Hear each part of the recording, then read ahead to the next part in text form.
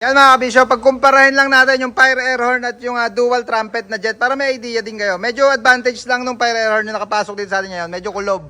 Kevin, tirahin mo nga.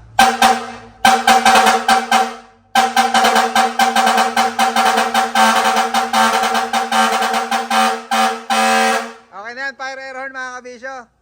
Yung unang tinesting natin, ito naman, dual trumpet. Andy, bira nga.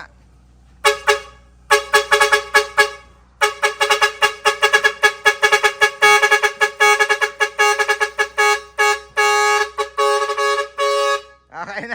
Ayan mga kabisyo, para hindi na kayo mahirapang mamili kung dual trumpet ba o fire air horn. Yung tunog kasi ng dual trumpet mga kabisyo, solid siya. Yung talagang parang malaking truck ang datingan talaga. Yung fire air horn naman natin, na Lodi, medyo may hagod no, ng bagay yung fire air horn. Yan mga kabisyo, narinig nyo na para hindi na kayo mahirapan na pumili kung dual trumpet o fire air horn. Yung sinabi ko lang kanina, medyo kulob dito yung pwesto ng fire air horn.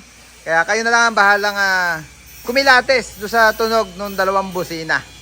Ayun o.